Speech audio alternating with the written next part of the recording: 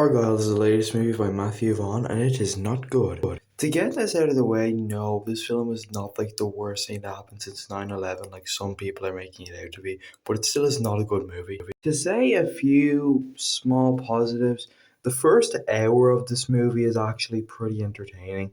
It starts off decent enough, but then it kind of derails into the pile of shit it is for the rest of its runtime.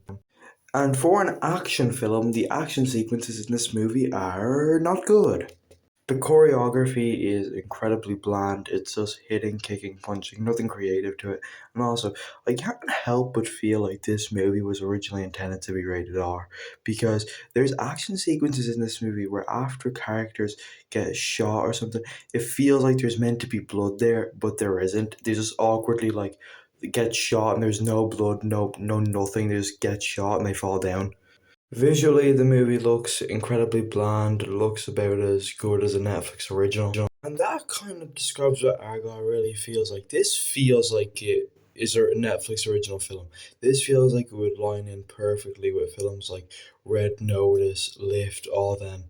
Because it has a lot of the elements that a lot of those Netflix original action movies have in a very generic story, very visually uninteresting. This just feels like Matthew Vaughn making a very self-indulgent film.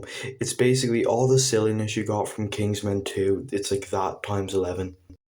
It's like this film starts off decent enough, as I said earlier, but as soon as like the plot really starts to get going and there's twists every 5 seconds, it gets so convoluted and it feels like the goal is not to just make a good film for the audience, but what can we do to surprise the audience the most? And the big thing about the marketing was like the real Agent Argylle. You find out who the real Agent Argylle is like halfway through the movie, and it's kind of anticlimactic. That brings me on to my next thing, the runtime of the film. This film does not need to be nearly 2.5 hours long. This film easily could have came in, it's just a little under 2 hours.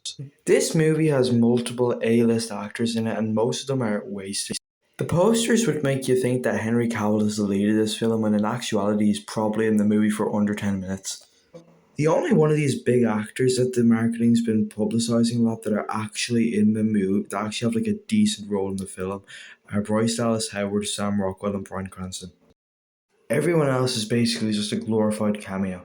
To talk a little bit more about this movie's runtime, there's like 3 points in the third act where the story is about to be resolved, and then some obstacle pops up, and now they have to deal with that.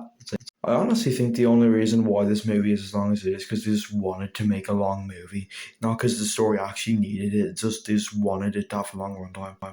I'm going to get into some mild spoilers from here on out. So if you just want to hear my overall thoughts on the film before I do, I would say if you're still interested in Argylle, do go see it, do give it a shot. Don't let me or any other review sway your opinion on whether you want to see it or not. If you want to see this movie, go see it and go form your own opinion on it. But I would say if you are going to go see it, go buy a ticket to a movie that actually deserves your money and just go to this. And if you want to hear my rating, originally I was going to give this a 4, but now that I'm talking about it, I'm going to give it a 3. So the post-credit scene for this movie is probably dumber than anything that happens in the entire movie. So in case you don't actually want to watch the movie, which you don't blame me, and you just want to hear what, and you don't care. So you see the post-credit scene, it basically does try to tie it into the Kingsman movies, and I presume what a young Henry Cavill's Argylle is at a bar, and he receives a gun, and like in the bar there's like a Kingsman logo on the bar, and then I have no idea what it was meant to set up. It was just incredibly stupid. I don't know if it's trying to set up some sort of Argylle Kingsman crossover, or if, as they said, they're making a movie about the Argylle book in the movie. I honestly thought that the reason why Matthew Vaughn decided to make this was because he probably realized that the Kingsman franchise was going to go nowhere, so he probably decided to try and make a new franchise, but no, instead he decided to try tie this into a franchise that is already basically dead.